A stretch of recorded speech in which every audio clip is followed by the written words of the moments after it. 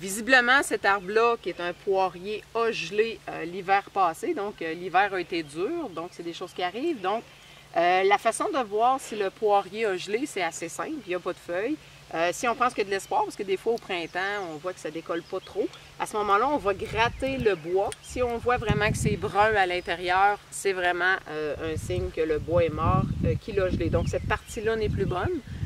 Il va falloir la couper. Par contre, est-ce qu'il y a de l'espoir, Nicolas? Oui, il y a toujours de l'espoir. On peut voir ici, là, on a des belles branches vertes. Donc, la première chose à faire, c'est de repérer où est notre point de greffe. Donc, il est juste ici. Donc ici, le point de greffe, donc l'endroit où il a été greffé quand il était petit. Donc, tout ce qui est en bas de la greffe n'est pas bon. Donc, on va le supprimer. Parfait. Parce que ce qui est en bas de la greffe, en fait, c'est le porte-greffe. C'est le porte-greffe. Ça nous donnera jamais des bons fruits, là. Ce qui est en haut de la greffe, c'est vraiment ce qui compte. Donc, on va sélectionner une tige. Parfait. Puis les autres, on va les enlever. Donc là, qu'est-ce qui t'a arrêté ton choix sur elle? Oh, j'ai choisi là, une qui est bien droite, là, la plus belle et la plus droite. Donc, ça va être elle ici. Parfait. Donc, il y a deux façons qu'on peut procéder. On peut se garder ce qu'on appelle un petit bout, un goujon. Il va nous servir de tuteur. Là. Donc, on va venir rattacher notre poirier au goujon. Comme ça. Parfait. Donc, cette partie-là, qu'en principe, on devrait éliminer, va nous servir de support en attendant que cette branche-là se redressisse comme il faut. Grossisse. Ou on pourrait aller plus rapidement encore en utilisant un tuteur qu'on viendrait ici. Puis on attacherait là, notre poirier après le tuteur, puis on supprimerait le goujon. Là. Si vous décidez de garder le goujon, ben, à l'automne, on va pouvoir supprimer le goujon, puis la branche va être assez solide. Là. Donc, c'est pas comme on recommençait avec un petit bois d'1 an, parce que faut voir que l'arbre a quand même oui, on a déjà un bon système racinaire. Là. On a déjà une certaine grosseur, donc l'arbre va pousser quand même assez rapidement.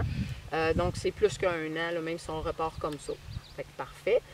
Qu'est-ce qui fait qu'un arbre peut geler? Évidemment, si on a un hiver extrême, donc un hiver très froid va faire en sorte que même si on a respecté notre zone de rusticité, si par exemple on est en zone 4, il est possible qu'on se retrouve dans une zone 3 après un hiver très très froid, exceptionnel, disons. Donc c'est des choses qui peuvent arriver, mais il y a quand même de l'espoir tant que les branches se situent en haut de la greffe.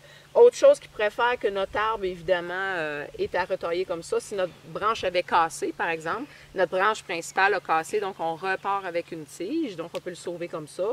Un autre facteur qui peut faire que notre arbre peut geler durant l'hiver, c'est que si on le plante dans un endroit qui est humide ou un sol qui ne se draine pas bien, à ce moment-là, ça va retarder le phénomène de l'aoutement. L'aoutement, en fait, c'est le durcissement du bois des nouvelles pousses avant l'hiver. Donc, si notre sol se draine mal, évidemment, notre bois n'aoute pas bien, ne durcit pas bien avant l'hiver et peu importe la zone de rusticité, même si c'est une variété très rustique, zone 2 par exemple, notre arbre va geler parce qu'il n'a pas eu le temps d'aouter.